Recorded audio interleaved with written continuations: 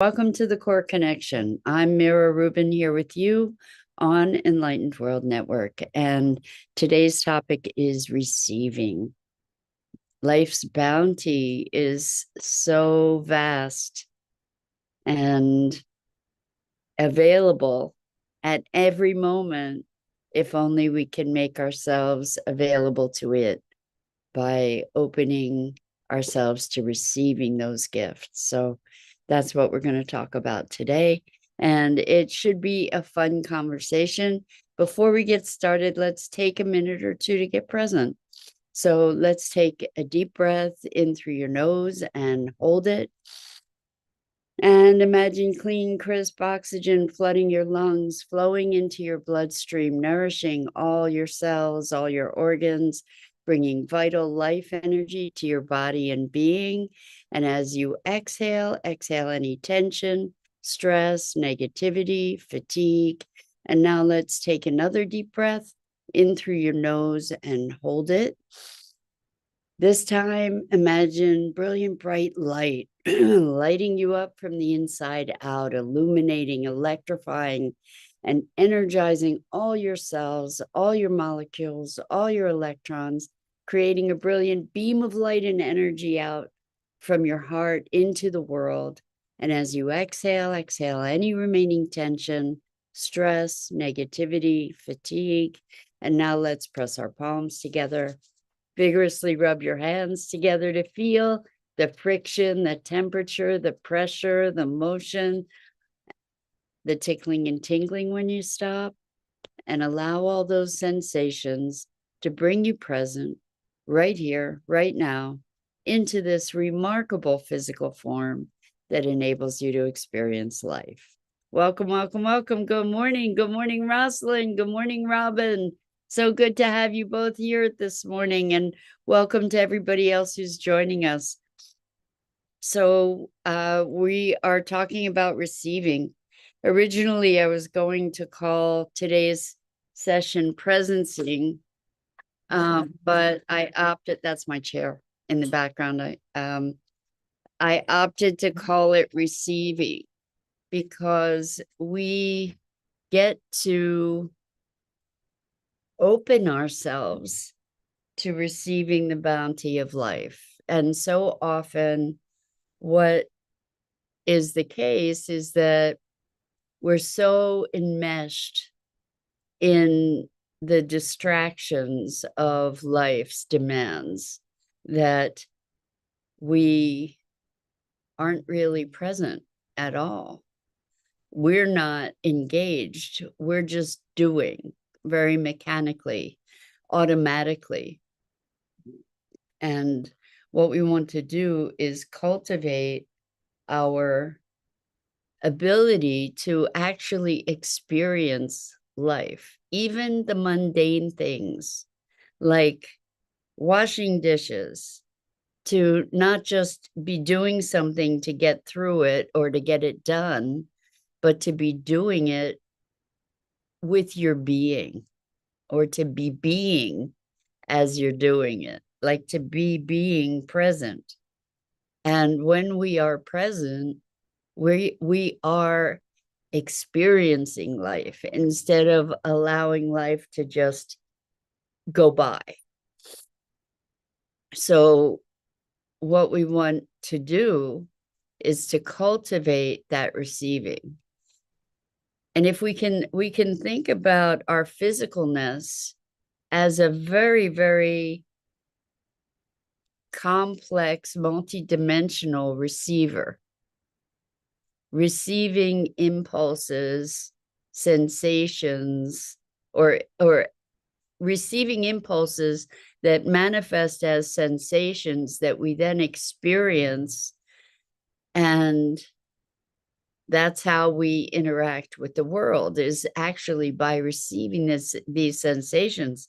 So when we can wake ourselves up to those sensations, we're more actively engaged and participating in life. I can tell you that, and I don't think I'm unique in this, but for many years, I was really just trying to get through it, get to the other side of it. And what that does when we're in that kind of mindset, we're not living life. We're not present to life. We're maybe enduring it, but not connected to it. And there's such a richness, even if we can just connect to our sensations. So much of the spiritual path that I was kind of indoctrinated to was trying to conquer the body or transcend the body or forget the body. But the thing is, even if we are spirit manifest in physical form, if we are consciousness manifest in physical form, the thing is, we're manifest in physical form. So there's an incredible richness about that. The fact is that all of our sensations, all of our experiences, hearing, seeing, all our senses are a function, are intimately integrated and interwoven with our physicalness. And so, especially as women in this culture, we are taught to be very critical of our appearance, of our bodies, let alone ourselves. I mean, all of us are taught to be self-critical. But for women especially, we also deeply objectify our bodies. The culture is one where women's bodies are objectified, but it's not just men that are doing that objectification. We do it as well. We treat our body as something separate from ourselves that we judge rather than appreciate and connect with. And part of our path to wholeness, I believe, is metabolizing those the physicalness that we are. And I think we can gain a deeper appreciation for our body aspect. I'm going to say that instead of our bodies. I think that might be something for me to start practicing, because I'll say my body, and what's that doing? It's separating me from my body. And yes, I'm not my body, but or I'm not, oh boy, it's we don't even have the language for this. I'm noticing, to be an embodied being. So to be an embodied being, the expression of that being is coming through this body, this physicalness, and all the sensations and the intelligence of the body to be able to heal itself, to be able to grow, to breathe, to circulate blood, to digest and metabolize nutrition, to have all these sensations, to be able to have the mechanism to translate experience, to create language, to speak, to make sound, to all of these things that we take for granted when we separate ourselves from our physicalness. So I don't even know how to begin to talk about it. The physical aspect of being without separating self from it. And if we're separating self from the body, then who are we? Who are we?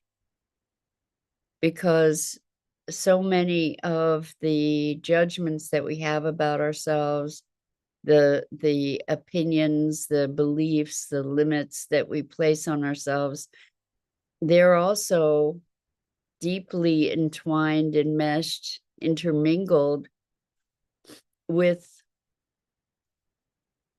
our physical manifestation, right?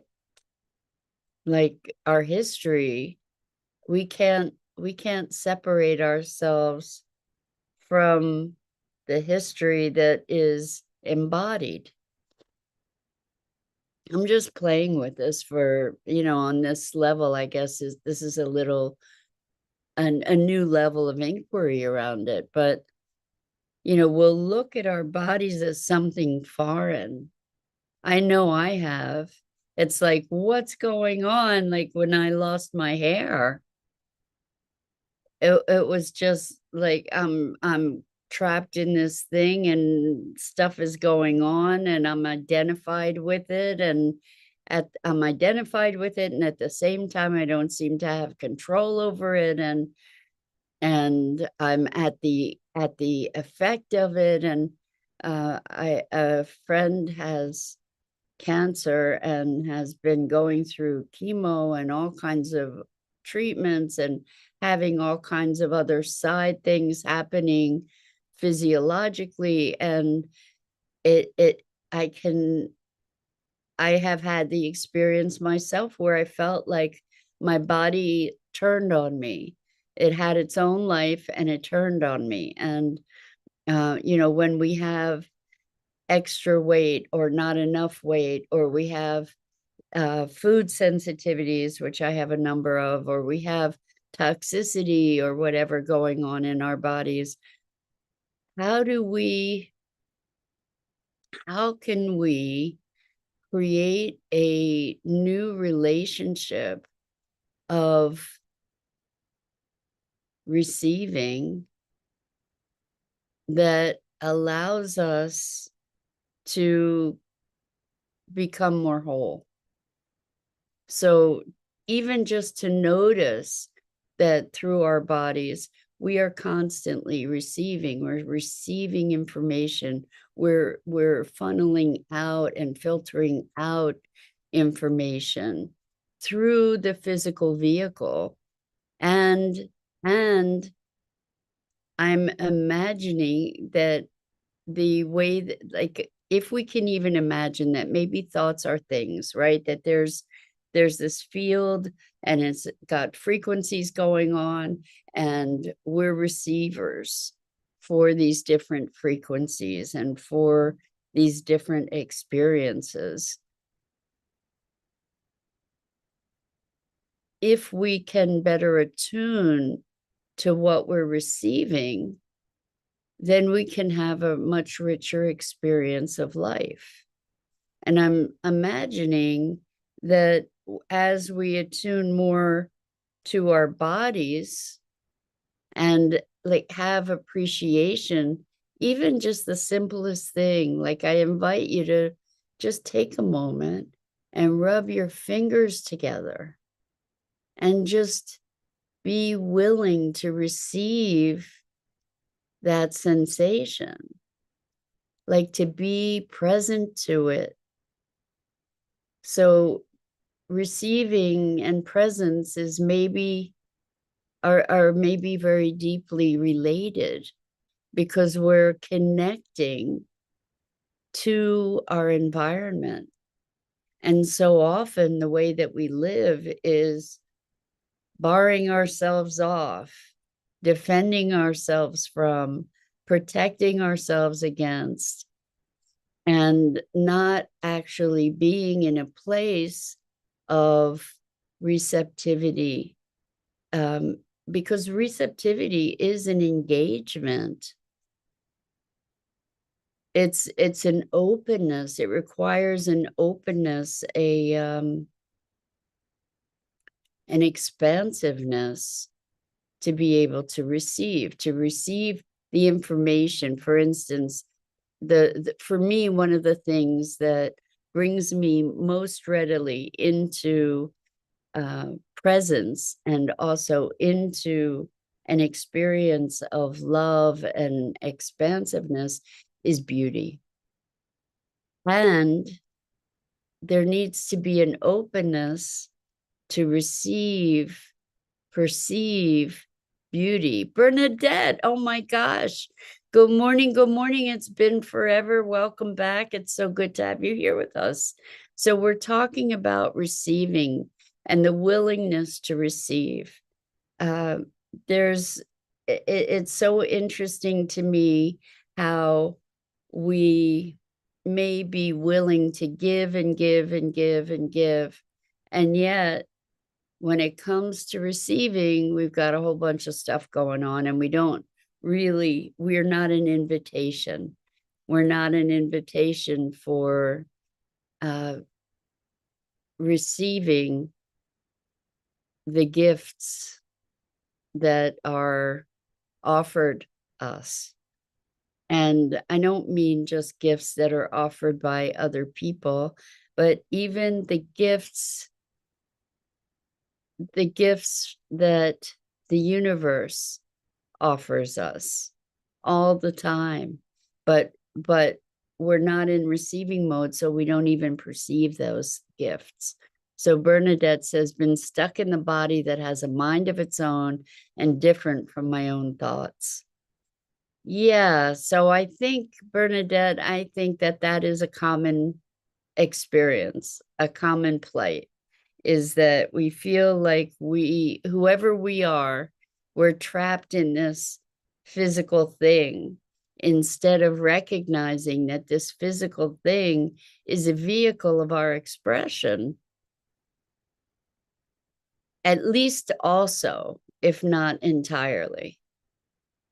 And I believe this, and I don't know how to penetrate it fully to its deepest expression yet, but I believe that as we experience life, as we process energy, that when we don't process energy, for instance, when there is emotion that's stuck through trauma or repression, suppression, when there's emotion that's stuck, if it's stuck for long enough, it compresses and compresses and compresses and ultimately manifests itself physically. And it may not be something that we have conscious access to, how that compression has happened, but to be able to release that energy, to be able to allow it to decompress and dissolve and diffuse, that has the effect in many cases of shifting our physical experience. I don't know if y'all are familiar with Bashar. I think it was Bashar that I heard this from. It was, but Bashar is a channeled entity that is really, really interesting. And so much of what we talk about here is echoed by the things that Bashar says. So they were talking about instantaneous healing.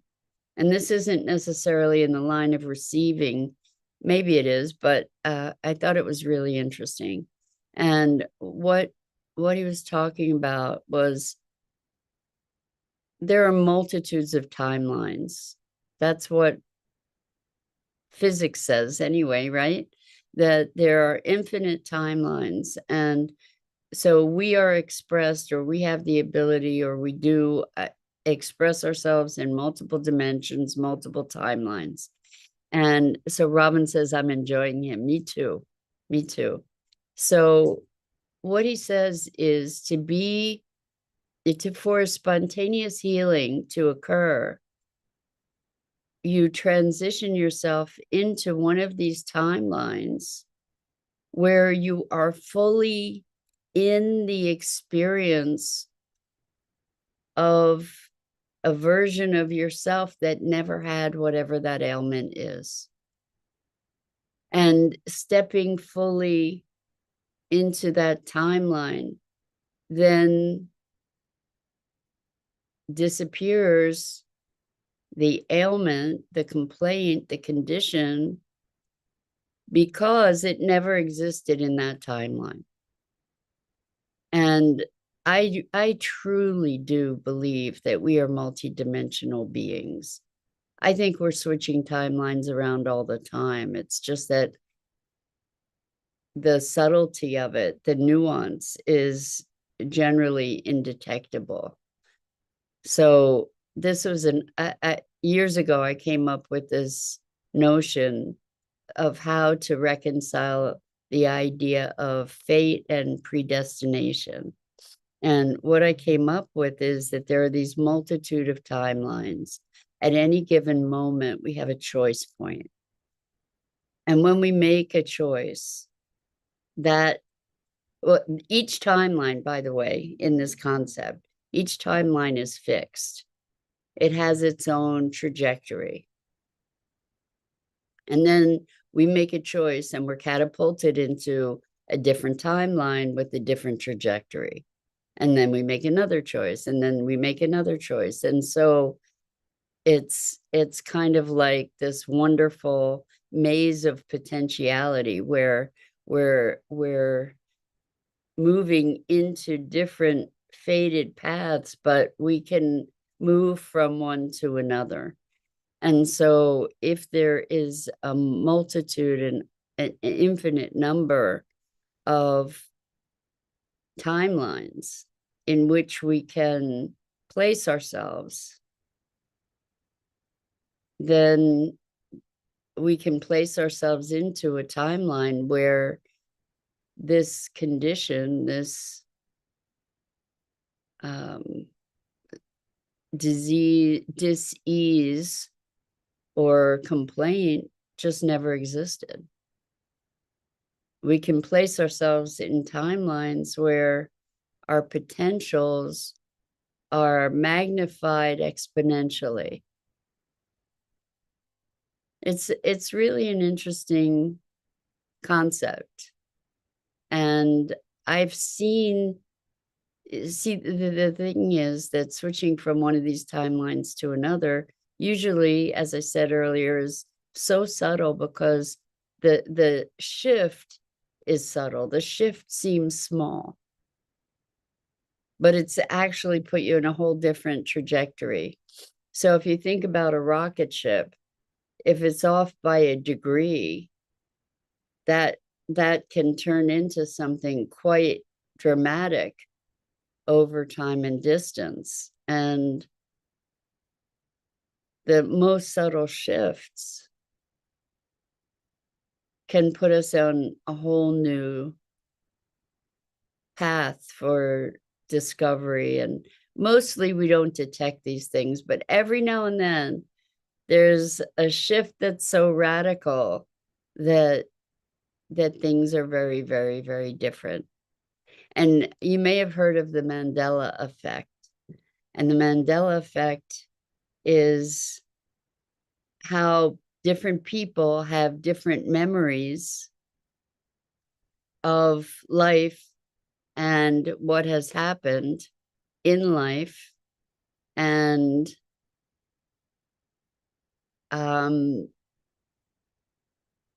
there are groups of people who have the same common memory. But if we look at history or documentation, the memory that this group has is at odds with the way things are reported. So an example is for, what was it called? Something sweepstakes. And Ed McMahon was the MC for it. It was Publishers Clearinghouse. That's what it was, I think. And it was Ed McMahon, and that's what I remember. But apparently, now if we look at history, Ed McMahon had nothing to do with Publishers Clearinghouse or Jiffy peanut butter. And I remember Jiffy peanut butter, but apparently it's Jif, or now it is. So anyway, I invite you to check that out. I don't quite know how we got here from receiving, but I invite you to find communion somehow with your body, and to be able to embrace it as an expression, as a vehicle for your expression, as a teacher, um, not something that we're condemned to, even though it can be exceedingly painful and challenging and require all kinds of attention that um, is hard to manage a lot of times. And even though, well, it presents its challenges in very, very, very big ways. And some of us experience that more than others. So Rosalind says, listening to the body as healer. Yes, there's so much opportunity there, even though it can be a very, very, very rough road. So the thing is, the less we resist it, the more we can learn from it and grow with it. So that's it for today. I'm Mira Rubin. This is the Core Connection, and I go live each weekday morning at 9 a.m. Eastern on the Enlightened World Network Facebook page and YouTube channel, and my Facebook page as well. And there's a Core Connection YouTube channel as well that has all these recordings. And I wish everyone a wonderful weekend. Thank you, Rosalind, for weekend wishes. And as always, I'm so grateful, really, truly, deeply grateful to have the opportunity to connect with you and explore consciousness together. So until next time.